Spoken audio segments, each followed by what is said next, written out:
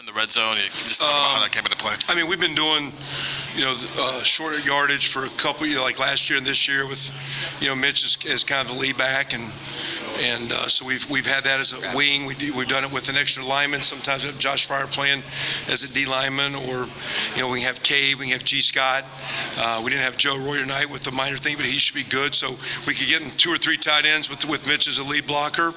We could also, from that set, jump to wing sets with him and not substitutes. So it's very versatile. So it's the first time we've had it in since the first week. First time we had that little dive, just a 1-yard play. We didn't really block it very cleanly, but it was nice to get Mitch a touch and get him in the end zone. So that room maybe allow you to have more variety in what you want to do in those sets, maybe than. Well, I think you just play to the strength of those guys. Good question. I mean, so you wouldn't be in that formation if you didn't have the guy or guys that think you could do it. And so we got like in a little I wing formation a couple times, ran the off tackle power play.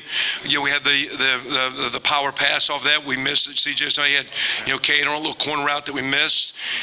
We had a lead play, just a lead stretch play that didn't work well, and there's a few plays you have, and then we hit Mitch on the quick little dive up the middle. So, but yeah, those guys, they're very unique. G's coming on very nice, playing better. Played the last 2 weeks the most he's played, and Cade's kind of the big tight end with really good ball skills. Mitch is kind of the hybrid, more of a fullback blocker, but kind of good in short space. And I think it's a good group. I think Coach Day's gotten very comfortable playing to their strengths, and we're getting those guys involved. And I think it just helps complement with the receivers the skill of our offense. I think it makes our team a little bit more complete as that group plays well. We're going to go over here. Bill Landis from from Rivals, and then we'll go Rob Aller, Columbus Dispatch. Change your companies? I did, yeah. Okay. How do you feel about the way you guys have finished off drives in the low red zone area, and how big of an emphasis was that for you guys coming into this season? Well, I mean, I think it was the emphasis more of trying to get the run game going, because it gets really hard even though we throw the ball so well.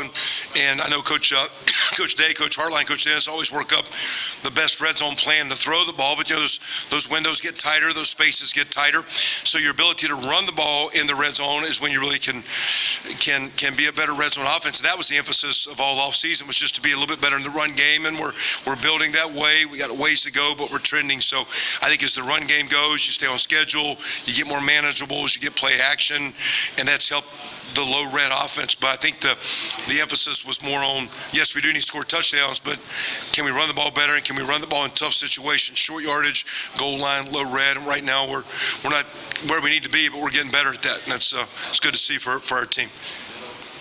Kevin, you've seen a lot of great quarterbacks. It seems like the thing that separates the best is this ability to process information quickly. Mm-hmm. Where's CJ on that, and is he among the best you've seen? Yeah, definitely one of the best. And the game has evolved so much, as old as I guess I am to see it, but Sam Bradford was the first guy I thought had the quickest mind, and I would say CJ's rival is his, and not only the ability to have a quick mind, but the ability to see and process, because where's your vision, what do you see? I think he sees things very, very clearly.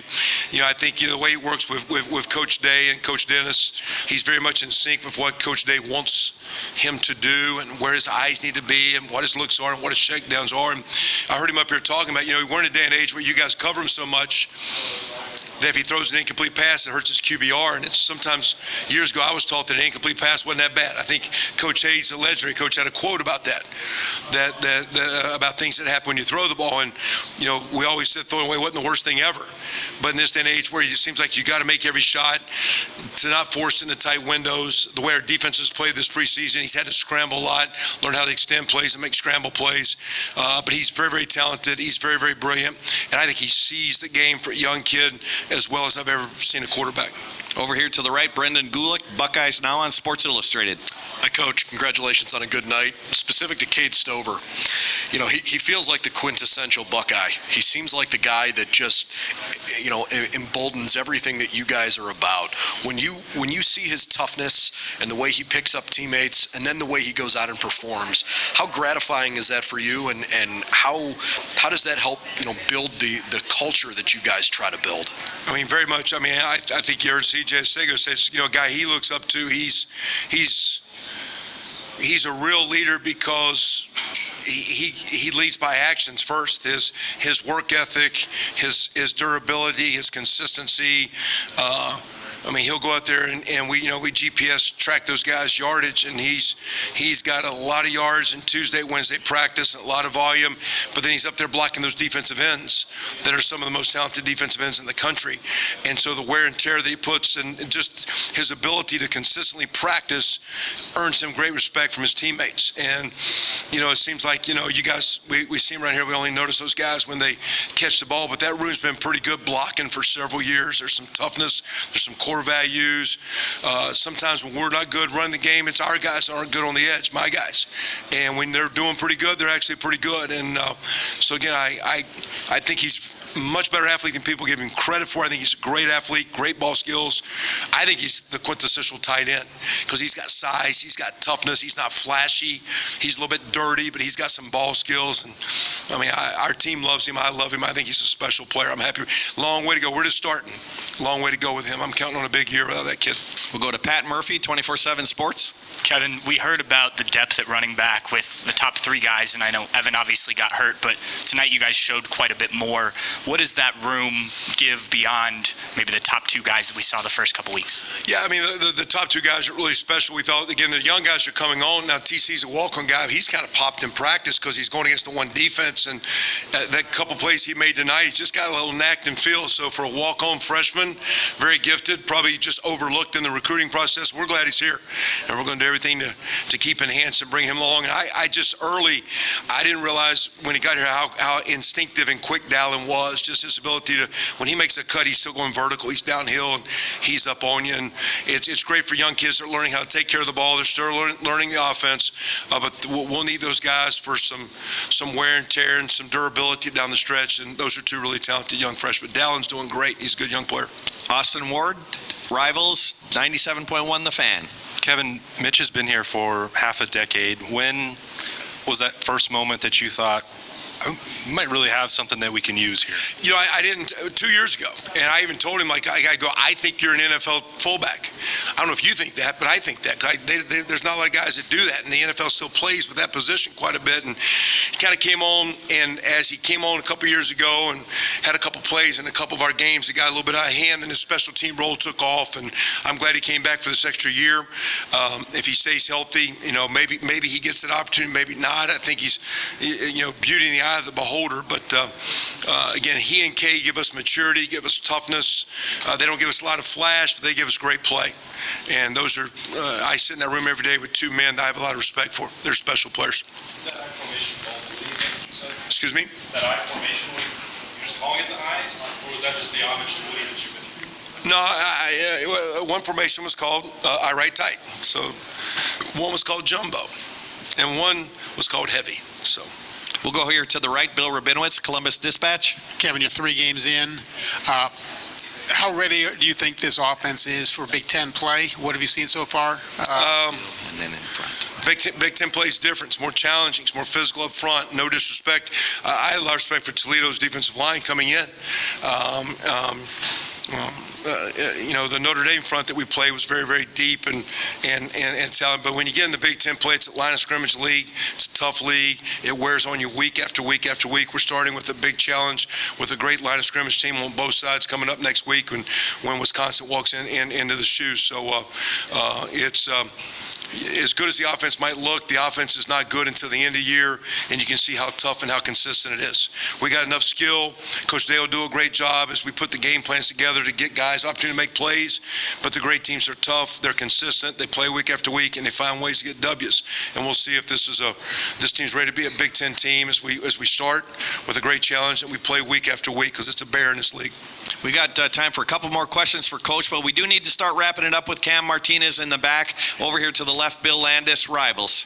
Kevin, we've seen how good CJ can be in the pocket for over a year now, but he seems to be expanding that to more movement throws, more play extension. Just how much better has he gotten at that area from your perspective? We've always tried to have a little bit in the pass game, move in the pocket a little bit. Our defense with that umbrella coverage they play just forced us a lot during spring and preseason that the initial throws weren't open in practice or 7-on-7. Matter of fact, sometimes we call 7-on-7 drill now 7-on-8 because they put a defensive end out there and drop the guy. It's like, geez, so there's nobody open, so you got to buy some time and scramble. And I think a year ago someone had some stats. I don't know if I buy all the PFF stats because I don't know who does those stats and how accurate they are. But our worst stat that someone posted was scrambles. Of all the plays last year, when you looked at our quick passes, out passes, deep passes play, our worst pass play last year was scrambles. Well, we didn't work on it that much. We really weren't trying to work on it this year, but our defense forced us to, and it's gotten to where we're pretty good at it. And again, I do think the thing for CJ is when to scramble, make a play, and when to scramble and throw it away. And the hype that these quarterbacks get and all the accolades and the ratings and completion percentages. I say this story, but when I was a player, our completion percentage goal was 57%. I remember that number. That would put you in the bottom 50 of college football right now. That was our goal back then. And so his ability to just be smart and not force it and check it down and manage what's going on is, to me, what great players do. And, you know, he played great tonight. So, again, I appreciate the way he's playing. I appreciate the scrambles. And once in a while, I appreciate the throwaway because some teams are going to drop everybody. Maybe it's not there. Tonight he had a nice scramble when they dropped everyone, tucked it down, slid up there, and took us, I think, from second long into third and manageable and kept a drive alive, which was a great play. And final two questions. First one from Dan Hope, 11 Warriors. Kevin, the plays that Cade has made him a passing game for the last couple of weeks, would he have been capable of making those plays last year, or does that speak to how much he's grown as a pass catcher? You know, he's grown as a pass catcher. He worked a lot this summer, you know, with behind scenes. You know, Keenan Bailey's kind of working with the offenses, worked with receivers, and kind of got with him a little bit just in understanding coverages and attacking leverages of guys. And they spent some time together, you know, behind scenes, just trying to be better. I think a year ago, sometimes he would rush some things, and when we were practicing, but also a year ago, he wasn't as complete as Jeremy, wasn't going to play as much. Those plays were kind of Jeremy's plays, and what the receivers had last year, they didn't get Jeremy's way. Jeremy wasn't good enough, or they weren't there.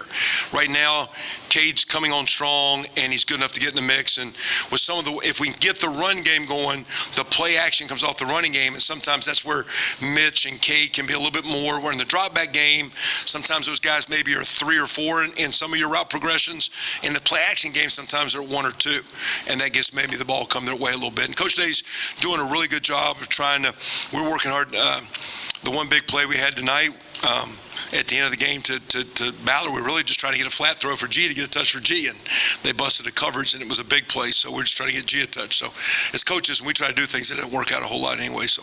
And final question for Coach Wilson, Tim May on 3. Yeah, Kevin, you might have been asked about this already, but Dallin Hayden, the way he came on in camp and stuff, has just kept progressing, and all of a sudden tonight, basically, he's your backup running back as the thing progresses. Just what have you seen out of him from your perspective? You know, coming in, we knew he was a good recruit, and Tony does a great job coaching, but to me, instinctively, and TC, our young guy there, the walk-on players, saying, well, they're just instinctive when they make cuts, and because to me, there's a little instinct or feel or vision. When he makes a cut, and he makes a guy miss, but he's going forward. He doesn't stop his feet and start chattering. So he's able to be a downhill runner. To not be a big guy, he kind of runs downhill. He runs behind his pads. He's very instinctive, and to me, he flashed the first couple of days like, well, that's just a nice run. Maybe it's a 4 or 5 yard play, but that was a nice cut. That was instinctive. That was natural. He's got a chance to be a really good back. Great. Coach, thank you very much. Go Bucks. Special